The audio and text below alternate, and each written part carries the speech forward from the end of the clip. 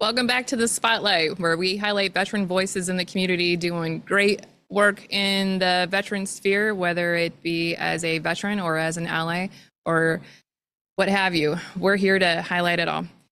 We are in the Defender's Den today with a guest who I will introduce shortly. But first, I would like to say Happy Military Appreciation Month for those who have served, are currently serving, those getting ready to go on deployment.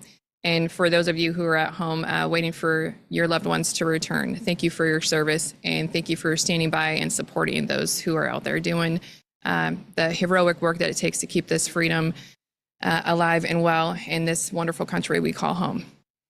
And I would also like to thank our sponsors here at Black Rifle Coffee Company and Phoenix for donating coffee for your brewing pleasure here in the Defender's Den. We are a cafe, we are a venue, we are open for your brewing pleasure, 8 to 4 Monday through Friday.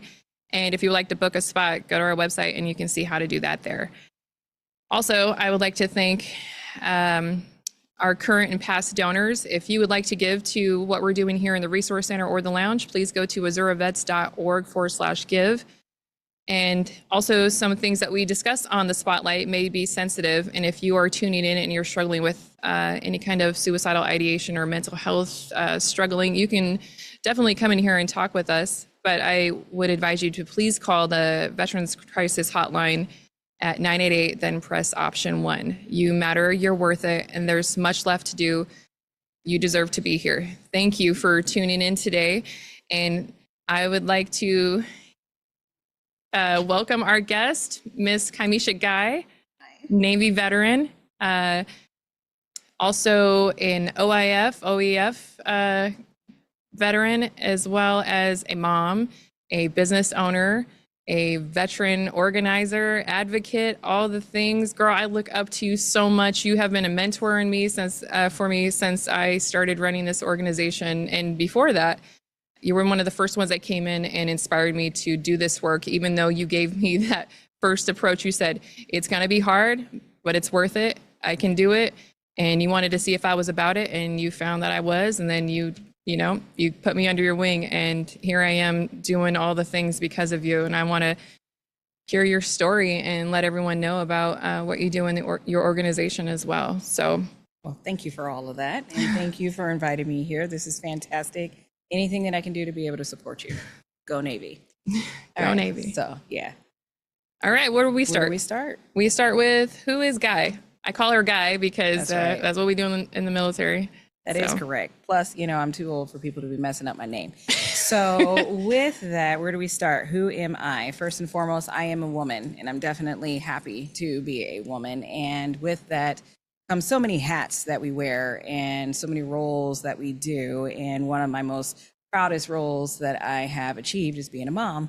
And so it gives me my drive, and it motivates me, and it allows for me to keep moving forward every single day, regardless of what is going on. Of course, yes, I am a Navy veteran, a military brat. I am in a long lineage of a military family. My grandfather started in World War II as a Navy boatswain's mate. And so, yeah, so I was the first one, though, to follow in his footsteps as far as going Navy. I have a ton of uncles who are also were in the military. My father is a Vietnam veteran, and my brother and my nieces and nephews, and eventually even 2 of my children are going military. So we are keeping it long and standing. I'm all about the military. All right, what else can I say? So yes, I'm a wife, and I do love my husband. And so with that, because that's a whole job all by itself. Mm-hmm. Yes, and so also, of course, I'm a business owner, and I am a director of a VSO.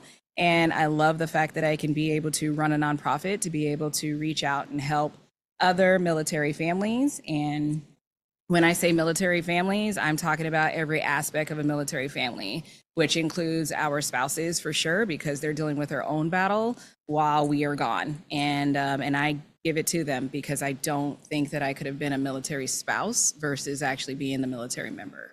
So that is, in a nutshell, several of the things of who I am. I'm also even a minister. So it really does. That's what I said. What do? We wear all the hats, right? And and how can you not be? It's really important to be able to keep your whole self involved. Yeah, The whole self. that is That's right. what you try to do in your organization. Well, we'll get there. That's right. I love the whole self thing. So why did you join the military? I joined the military so that I can pay for college. It was my only option, at least according to my high school counselor. And so as a result, I said, okay, then that's what I'm going to do, because I really wanted to be able to go to college. I knew that my calling meant that I needed to go beyond high school. And, and then of course life happens, and then sometimes war happens as well. And so my welcome to the military was actually 9/11. And so, yeah, so that's what kicked off my experience. Yeah. So you joined in 01 before the towers. Correct. I shipped off May 1st to go to boot camp in 2001. Yeah. That nice plane ride to Chicago.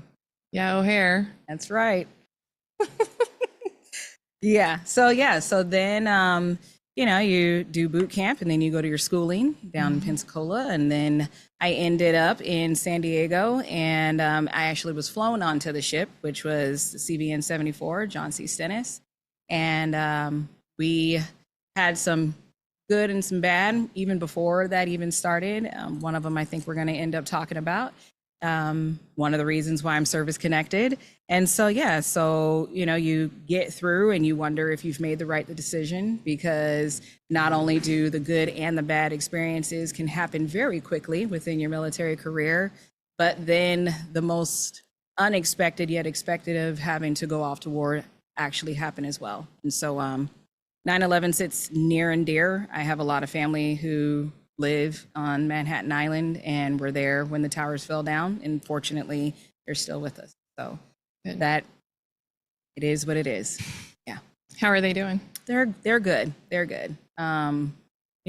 That's their home, and they weren't going to leave. And New Yorkers are very proud people. Yes, they are. Yeah. So I thank all of them for what they've had to endure and overcome, and yeah, absolutely, still fighting the fight. Right. Yeah. Right.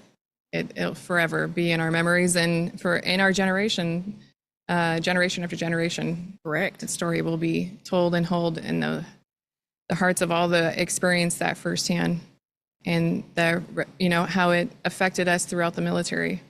Right. So what did you guys do when that happened?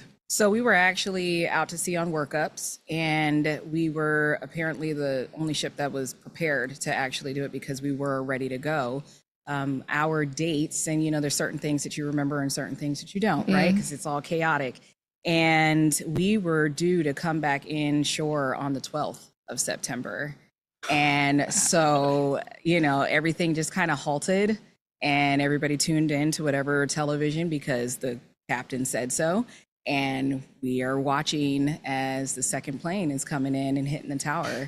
And so everyone knew at that point, oh, we're going to war. Like, it was before the president had even said so.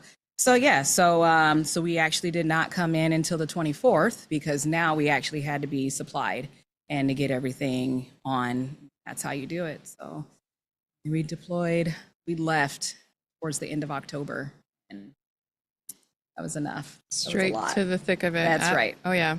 What was your rate? So at that time, I had just joined the DC division. There was a new... Which is damage control. It is, except that it was specifically for the Air Department. So that was something that the Navy was piloting at the time, was to create a damage control that's specific for the Air Department. I did originally sign up to be CT, to go into cryptology. And, sometimes you get those blessings that you don't quite know are a blessing. And it was, do I really want to go in learning all the things and the insides about war, or do I want to go over to this other division and do something to where I don't fill my head up with information that I probably don't want to have? So I absolutely jumped on that to be able to move over, and it was wonderful. I loved being a DC man, and it gave me an additional job because of the fact that we were going into combat. And I think that it definitely set the whole path for my life after that. I actually live by the motto of prevention as a result of damage control, because that is what it is. You need to look at what is happening and how you can prevent the future damage from occurring, and then learn from that so that there's no damage ever. Oh yeah. That's right, DC. Way to go, sailor. That's right. That's awesome. How long were you on the ship? So I have to date things according to my pregnancies. So yes, met my husband while I was on the ship. And so we ended up getting married in '02, and then we were pregnant by '03. And so I was off, I think, by March or April of '03. And so then I had shore duty after that. Yeah. Same rate on shore. Correct. And then I decided to advance. And so when I actually took my test to put some better bars on, then that is when I changed again and went into AS, which is support equipment for aviation. And so I learned how to be a mechanic as well. It was very nice. Very nice. Yeah. You have to have a rate that's comparable onshore. So, yeah. Another opportunity. There you go. I like the way you look at things. Mm-hmm. Yep. You're just like, I'm maneuvering, scaling. Nothing's good or bad. You're just like, it's just another experience. Yeah. Yeah. Those experiences were definitely some of the better experiences for sure. Yeah. So you did 8 years?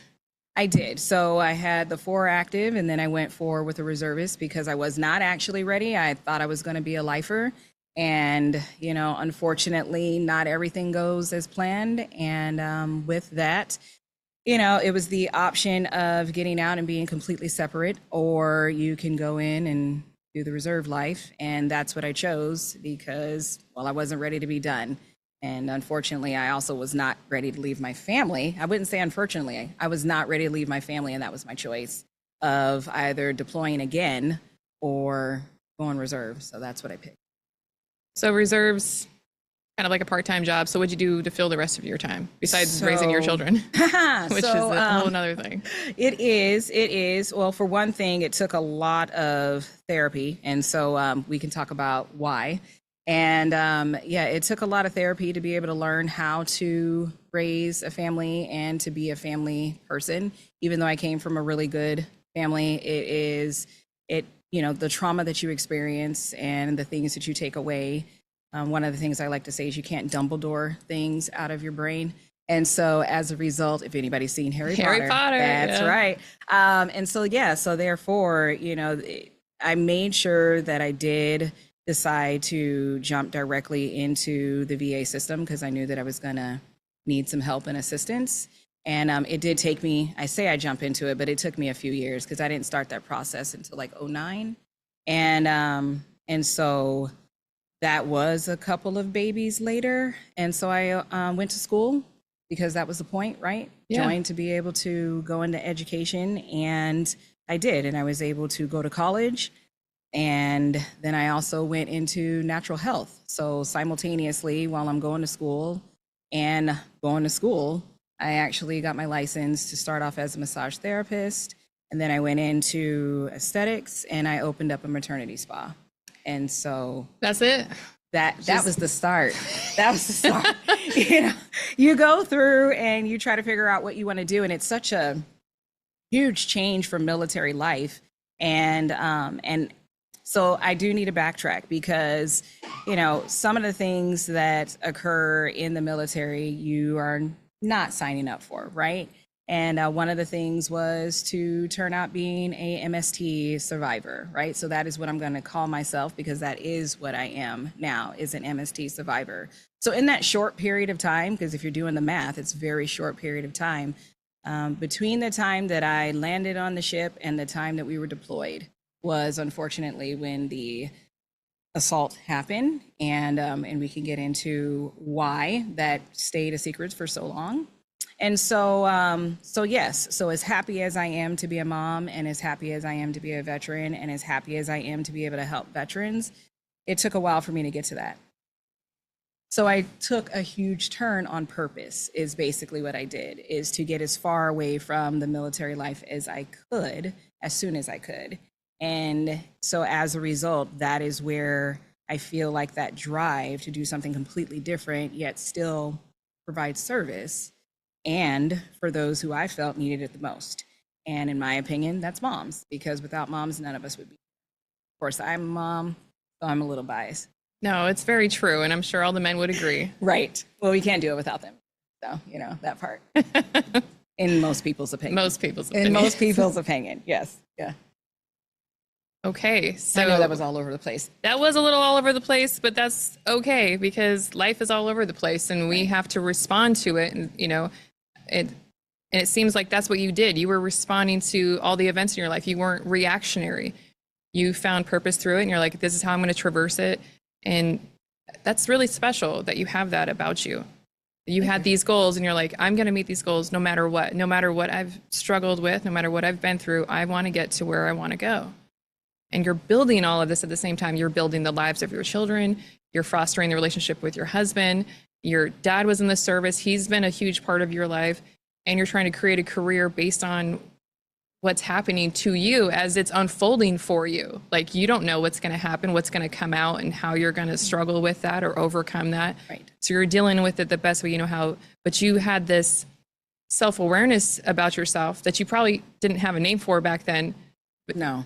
But you were kind of owning what was coming up for you, and like, were you guided by your intuition? Do you think, or did you have female mentors that were helping you through this? Because I didn't learn about my VA benefits for a long time. So I definitely watched. I had no self-awareness. Okay, and I don't think, because again, I like 18, 19 at the time, right? And so I would not say that I had a sense of self-awareness. It was more about, I think, self-preservation. Oh, yeah. Is what it really was. And of course, going through the training that we go through, we learn how to separate. The big word is compartmentalize, but we learn how to separate what needs to be done versus what we want to be done, and how we feel about it usually is not part of the equation, right? That's the only way that we can get the next mission completed. And I feel like that part factored in. And honestly, for me, I guess I just started to tell myself, well, you've been through worse, you survived through worse, so anything else that comes along cannot be as bad as that.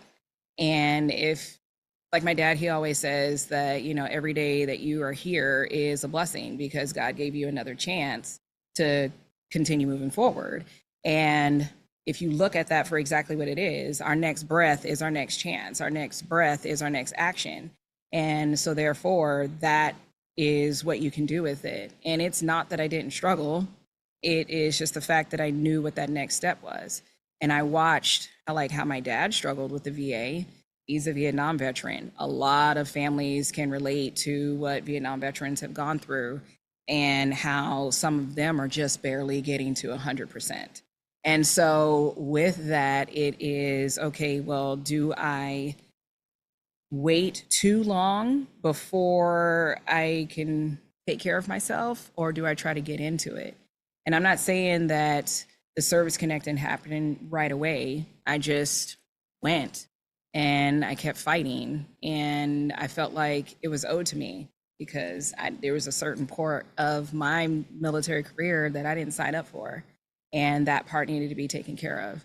So that was my drive. So let's talk about that real quick. Okay.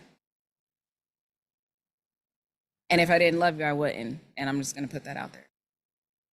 Thank you. I appreciate you being honest and vulnerable and open and meeting me where I am, in my recovery from myself as a military sexual trauma survivor as well. Right. Opening up and talking about my story has helped me heal it. And thank you for coming on here and sharing what you know about it, because I know that you have a lot more to offer as far as education than I do. You say that. I want to learn from you, so we're learning from each other. Okay, so one of the biggest things is the shame, right? It's the shame and the guilt that we put on ourselves, and that we know that it's my fault. I could have did A, B, C, or D, all that type of stuff. So in my therapy is where a lot of this education is coming from. A lot of the healing is coming from. And I'm not trying to be a commercial. It is the fact that that is truly where the understanding and the acceptance of healing has come from. And I'm going to give credit where credit is due. So when I went through it, it was, oh my gosh, is my career over? And because I know if I tell anyone, my career is over. I even attempted to tell the proper person, which was an MA that was on ship and a female. And she straight told me, if you put this on paper, your career is over. Like, it doesn't matter how many jobs you hold, it doesn't matter what your rank is going to be, that's it. So you move forward. You try something and you're shot down, most of us are like, we're done. So that's what I did, but kept moving forward where I needed to. Once I was out and starting my life, right? Starting with a family, which of course was a struggle in its own, because apparently having a family is proof that you are healed, which it's not. What I found out was that me and my husband pushing, trying to be normal, is where I was combating the healing. So we were trying to be so normal with our relationship and so normal with creating a family and so normal with raising a family that it also was hindering me from healing. So throughout those wonderful pregnancies, because I had wonderful pregnancies, throughout those wonderful pregnancies, I didn't know if I was combating PTSD, the MST, or perinatal depression or any other mental illness, because of the fact that all I knew was that it happened while I was in the military.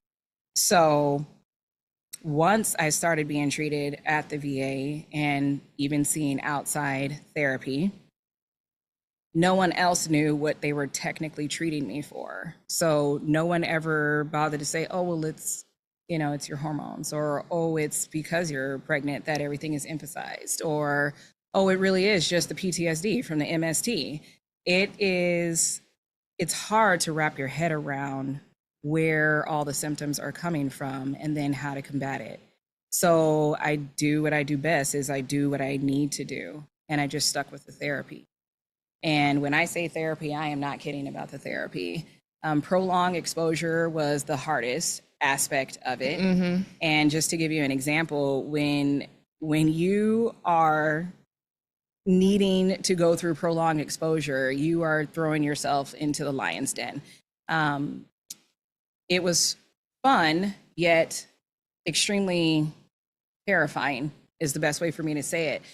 You are, as a female who has experienced sexual assault by a male, your prolonged exposure is to expose yourself to unknown males. So therefore, you were supposed to subject yourself to regular situations that you would be in what is comfortable with a male. So I volunteered to be a coach for baseball. That's prolonged exposure. Going out there and knowing that you are going to be surrounded by men who are either twice your size or all in your personal space, it's terrifying. Like, I have the chills right now. And that's just one of the ways. Of course, you have your cognitive behavioral, your cognitive processing, you have your dialectical behavioral therapy. I took all of them. Same. Went through and got my certificate, but it took years. And, I feel like this helped, yet added to the fight of being service connected for it, right? Because the more good that we do for ourselves, the more the fight becomes of becoming service connected, because you're doing better, right? And I remember that one of my therapists had told us to stop having children because they felt that, again, we were going down that road of trying to be normal, and we're looking at it like, well, we just really want to make sure that our family is complete. So it's still a fight, but it gives me the drive to keep moving forward and to also be comfortable with talking about it, because it's so intertwined in my life and the lives that we've created. And because you've done the work, now you're able to teach it. Correct. In what you do within your for-profit and nonprofit organizations. Correct. Yeah.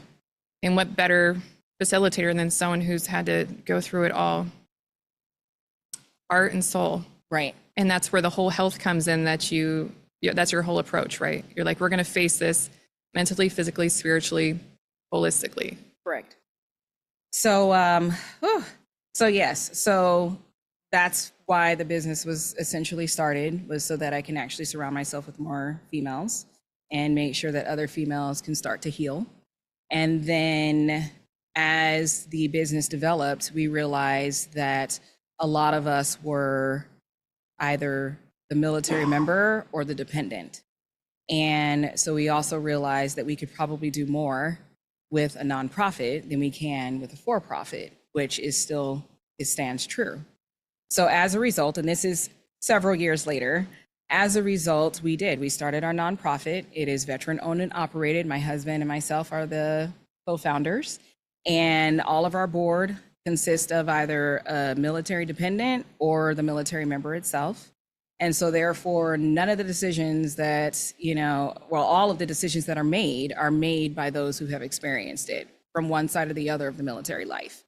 And so we really are through and through for the military, and we know it. So with that, we offer our educational services. We provide classes.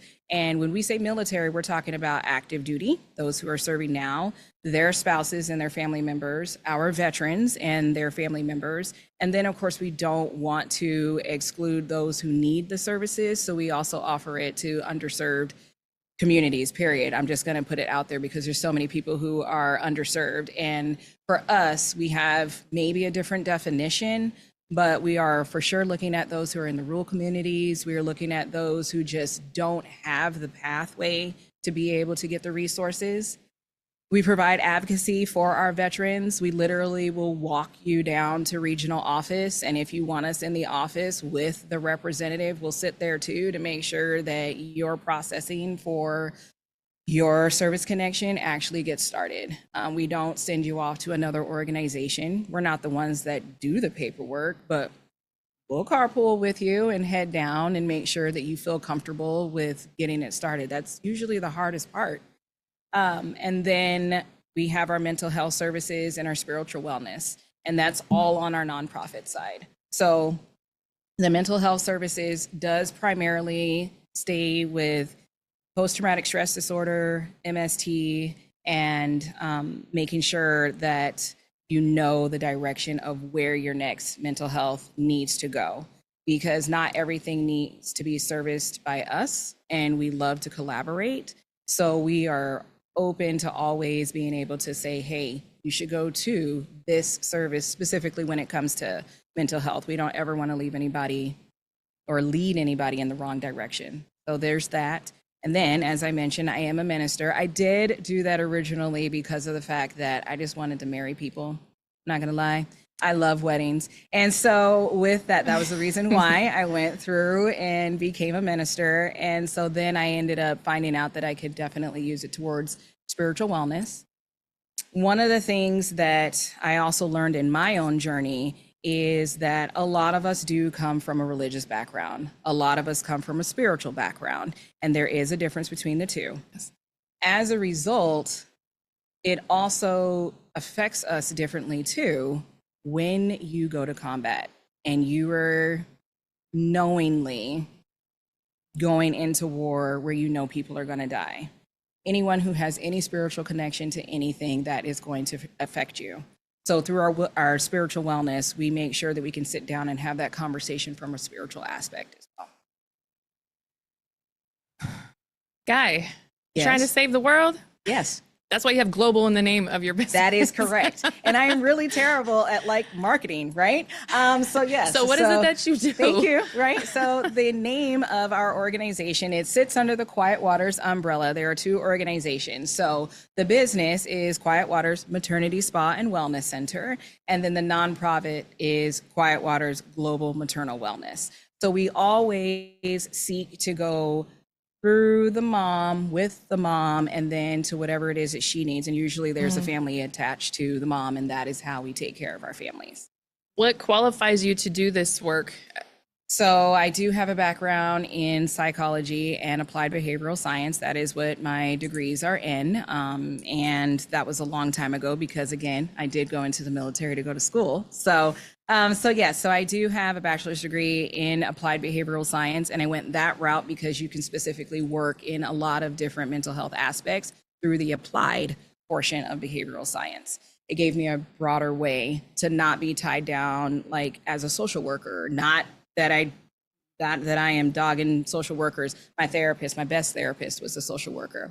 And so, so yes, but it doesn't tie you down to one specific avenue, is what I'm saying when it comes to mental health. So I also am a perinatal mood disorder and mental health provider. It's certified. And then I also provide lactation education. Just there's a lot that goes into what I do. And plus, people like to talk on the table. So, I mean, they are in their most vulnerable state. So, yes. just bear it all out there. Like, well, If that's what they're comfortable with. well, they're obviously comfortable with you. Right. I'm really comfortable with you. I've shared a lot with you, and a lot of insecurities that still come up for me. And I know that I can trust you, and you're going to give me honest feedback, and you're going to be able to direct me where I need to go with whatever I do divulge to you. And also redirect me when you see me going down the wrong path. Like some of the things that I was struggling with here, I was trying to get this place, trying to save this place at the beginning. A lot was happening, and I was like, there was so much going on. I don't know where to go. And everyone's leading me all these directions. You're like, you don't want to do any of that. Right. These are the things you need to do here. This is what I have done. And you were sharing, your own, what you faced at the beginning. All the scrutiny, all of the vetting, all of the lack of support, all of the aspects that if I can try to prevent the damage from you from going to have to go through all of that, then so be it. Good looking out, man. Yeah, well, we need to. The thing is that this is not going to work if we are competing with each other. It's not going to work if we don't turn around and support each other. It is not going to work to help the people that we claim that we're trying to help if we are turning our backs to those individuals who are making a difference. And I appreciated your question before, when we had met before, like, what is it that you do? Outside of running some organizations and with a crew, because you can't do it by yourself, it is the fact that I go out there and I'm the people person. I'm the one that you're going to meet and say, hey, there's either our organization or organization A, B, C, and D along with it. And I like that aspect of it. It helps me with my healing still. Yeah. It helps those that I can communicate with or have an event with, or, just to be able to sit and have a conversation with. And sometimes that's the best way to go about it. I went to the Women Who Lead Summit this morning, and wow, so many women like us, like-minded women who are doing the work that we're doing, and they're talking about the real issues like burnout, competing against each other. How do we collaborate without, how do we share with each other? And let's be vulnerable, let's be honest and open, and let's share together, because we're this one team, one fight kind of deal. And everyone has their own take. Like what you're doing is specific to your own experience in the world. So all of us that are trying to start, all these women that I met today are starting something, or they're growing something, or they're becoming more and leveling up, all based on their personal experiences, and they're trying to be as resilient as possible, because like you said, we've all faced something, and we're all trying to overcome that. And many of the leaders there today were telling stories of their struggles, their failures, their overcoming, and how they did it, and giving all their advice just freely, tears in their eyes, everything. It was beautiful. I did not expect what I walked into today. I still haven't processed it fully. I can't wait to connect with these women after the fact. But I had no idea that women could be that way. Like that, I was really, really surprised. There may have been a few that I didn't get to shake hands with for whatever reason. There might have been some aversion in my life to women, because I was raised by, I was raised by my dad, and I haven't had a lot of female camaraderie in my life. You and I have that in common.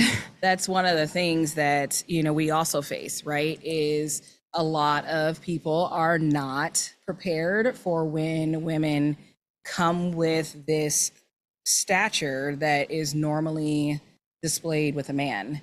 And for girls who are raised by men or surrounded by men, which is definitely the military life, we do come with a bit more force. And so as a result, it is important to then rebalance ourselves, I think is the best way to say that, by coming together with other women. I went to a cohort a couple of years ago, and that was, an amazing experience.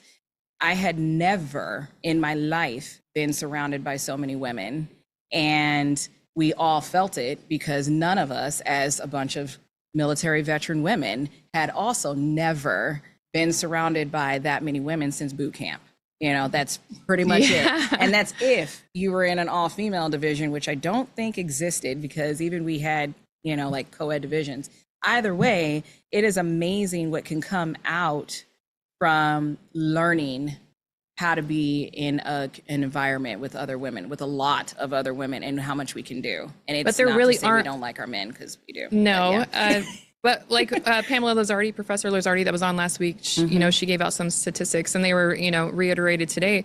We're 0.01% of the population. Right. So all of the women that were in that room today, I'm like, this is us. Right. Like, there's not very many more of them out there. Right. This is us. So, and we were all banding together, and there were some people virtually. And I was just, you know, I was also raised by my mom, you know, but I separated, and it was just me and my dad for a long time. But she's a very strong, independent, will say what's on her mind, doesn't give a, you know what I'm saying? Yeah. But she worked in construction for 40 years. And so she just had a different mindset and wasn't as soft, because that's her family, you know, that's how she was raised. Right. But when I came to a place in my life where I needed that nurturing, and I couldn't find it through military women, because a lot of people that came in today as well said, I haven't been in the veteran sphere. You know, I'm like, I've been out in the military a long time, but I never became a veteran until now. You know, there's a lot of that going on as well. But man, when I started going through treatment centers and I found these healing women who were, you know, social workers and providers, and they had this soft, nurturing touch, I was like, you know, just kind of taken aback by it. I didn't know how to take it in. And then that allowed me to find that soft side of me, because I was very stoic, very, you know, right on my forehead. You do not confront this individual type thing. And then when I allowed myself to feel the softness, then I was able to give that. Then I was able to reach out to other women and be a part of that. It really does take a lot for us to come together, but to find that safe space, that what you've provided for me and what you provide for the people that come into your center, I know firsthand what it takes to just to show up for that. Right. Because you have to show up for yourself first. That is correct. And I know we all have different values, and whatever comes first for you is what you should, you know, that for me right now is myself. I have to take care of Nicole. That is, you know, that's the thing, is that we've been conditioned to view the word selfish only in a negative connotation. And one of the things that a good therapist will tell you is that you do have to be selfish, because who is looking out for you? Who is going to be that first person who notices that something is not right if you're not looking out for yourself? So therefore, we do have to be a little selfish, and it's okay. You know, I feel that's another reason why I gravitated so much towards moms, because as a lot of us know, and not all of us were raised by the best moms, whatever the case may be. For the majority, moms are the ones who look out for everybody else, right? Who's looking out for mom? And that's where the support needs to be. So that is, I'm glad that you have learned to look out for yourself as well. But now you have others. Now I have others. I get to help you today by just the way that you're doing it, and I get to follow your lead, and I get to follow the lead of the Women Who Lead group this morning. You need to take credit for you, just so that you know. You did a lot, you're doing a lot, and you're going to continue to do a lot. Yes, I am. Thank you. But yes, you need to take credit. Yeah, I did the work. You did. I did the long, hard journey, and it continues, like you said, every day. I have to wake up and recalibrate and rise every day. Right. And like I say, I don't always respond the best to the world. I try not to react to things, but it happens. But I can't beat the shit out of myself for it, because I am a human being. Right. And but like you said, I have overcome 100% of my worst days, and I will get through whatever stands in front of me next, because like I've put on the website here, the impediment to action advances action. What stands in the way becomes the way. The only way to get through something is to get through it. Face it, bring in all the support that you have, listen to this podcast, read a book, go out there, be of service. That's what we do, is being of service, get you out of self, because you can be self-involved to heal yourself, and you can also be too self-involved into your own detriment. And, you know, so there's a fine line, but that's where therapy comes in. That's where coming in here and talking about it with like-minded folk and figuring out the best way through. It's different for everybody. And like what you're sharing today might not reach the audience that we reached last week and beyond, you know. So I think just ultimately showing up authentic, telling our truth, telling our story. We have no idea who we can impact by that, because we're all very unique in that way. We respond differently, and then we change. Like our values can change throughout life. Your beliefs can change. All your of body it absolutely changes, and so does your mind. The only constant in life is change. Right. And so, time. Yeah. Which and time is money. So we are not guaranteed. All the time you have invested into your work requires a lot. Yes, it does. How do you get funded? We do not get funded. My husband and I, because of the struggles that we have both been through, we actually utilize our VA benefits to be able to fund our nonprofit. And, you know, that's kind of been a catch-22 situation for us. It is not that we do not fundraise, because we do. So go to our events, please. And then it is not that we have not received some grants. It is the fact that we also know that that is also not promised.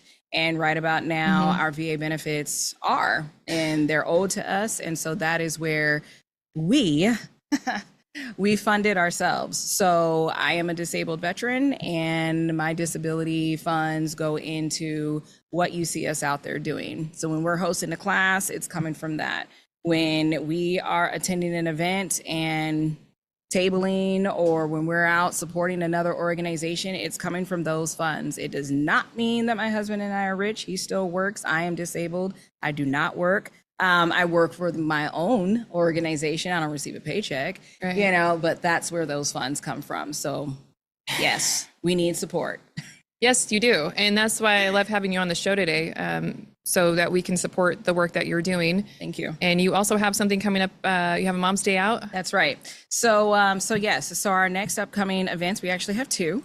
And so the first one, yes, is our Mom's Night Out. It's on Saturday night. It is hosted at the Westin in Tempe, and it's a rooftop celebration. So there'll be all kinds of fun and dinner, and it's $25 if you want to go. And please, all the moms are welcome. And all of the information can be found on our website. And so do I need to? Yeah, go ahead. Plug it. Yeah. So yes. So our website is globalmaternalwellness.org, all spelled out. And everything that you need, there's a link right at the top that will take you right to our donation page. And that's where you can donate the $25. And it helps for us to continue to do this type of stuff. And then we were just invited out to Luke Air Force Base to be able to host a class. And so that is also a maternal event. And so that is on the 14th, 15th. I will have to look, whatever the date is for Thursday.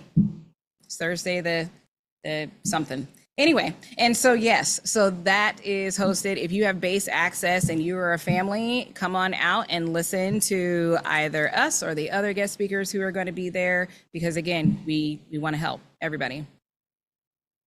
Yeah, globally. Correct, because where is the military? Global. There you go. That is correct. And so, you know, it takes one base at a time. I love that. And all military women, I love that you're supporting all military women. And that includes the spouses. It includes the, you know, of course, their families. And it includes our active duty women, and it includes our veteran women, you know, and it is not, again, it's not that the services stop there, because again, usually there is our male brethren who are connected and they hear about it. The ones who do come out and support and listen, they absolutely love it. They love the information. So we will not say no to our male brethren. We will just, our focus is our women. That's it. Oh, yeah. Yeah. Thank you for your time today, Sailor. My I love saying that because I got another sailor sister over here. It's shipmate. Come on now. It's shipmate. I guess. I heard, where was I the other day? They were playing Anchors Away. Oh my gosh. We were at the stand down, the Andy Biggs drop zone. Yes. And it was just playing on a loop. And I just saw myself marching through that tunnel, Great Lakes. Oh my goodness. That always I was takes the me back. A-Rock. So I was singing cadence for my division. See, and I was just a flag holder, and I was like, yeah, man. no, I'm good. I lost my voice like right near the end. You usually do. Yeah. Yeah. But it was so much, but they just kept playing it. But all I heard today was drink to the foam. And I'm like, where's the foam? You're a dork. You're a dork. Yes, I am. And I'm proud of it. That's right. You know, I get to show up as authentically as I can today. Absolutely. And be silly and not be so serious, because I like to take myself way too damn seriously. That's why we got to do more fun stuff. That is to get correct. together. That is correct. And so I do appreciate the other opportunity, blessed by you, for us to be able to bring our services here. And we are working on it. So make sure that you let Miss Nicole know, you know, like what it is that you are going to be available for, what you are looking to be able to get. Right now, we are wanting to be able to offer our acupuncture services, haircuts, facials, you know, just something to kind of introduce who we are from the service side, the spa service side. And then we also want to bring in a class or two that we are currently offering on base, and then also through the Tempe Public Library. And with that, we want to be able to bring those classes here. And for the services, the physical services, we're just asking for a $20 donation for the service, and you can get all of those. And then on the class side, the classes are free. And that's because of Miss Nicole. So make sure that you thank her, and we go from there. So that is what we are doing. Yeah. Thanks, Guy. You know, this is a wellness lounge and venue and a cafe. And what we're going to be doing this Saturday actually is a wellness event. We're going to be having a panel of people who are in the wellness sphere. I wish I had the women today that I met. I met some other women who are following your lead and doing. There's a lot of wellness to be had, and if we can pull in one of a little stand down here and have a bunch of wellness vendors here, so that people can come in and see more of the holistic approaches that have helped both you and I outside of allopathic medicine, and experience that for themselves and see if it works for them. If it doesn't, you know, you got a pedicure out of it, you know, you got a nice do. So that's what we're doing this Saturday here in the lounge. If you want to come partake in, if you are a practitioner of the sort, come down here and share what you have to offer so that we can share it on a bigger platform and give that awareness to the veterans who are seeking other modalities, because not everyone's seeking the same religion. Not everyone is, you know, some people are seeking spirituality, and like you said, our beliefs change. So if you're stuck in a place where you don't know where to go, up or down, just try something new. Let's just try something new and let's have some fun doing it. Something new that's safe. I have to put that and out there. It is safe. There is no healthy. Alcohol Safe and healthy around it. We're not going to do a sip and paint or any of that, just because we need to be present with ourselves and see what comes up for us and then feel the natural joy of that. Correct. That's just, you know, maybe if it's just for a day, if that's all you can handle for right now. But either way, come experience it with us this weekend in the lounge from 4 to 6. And then also we have the Music Military Medicine that happens every other Friday.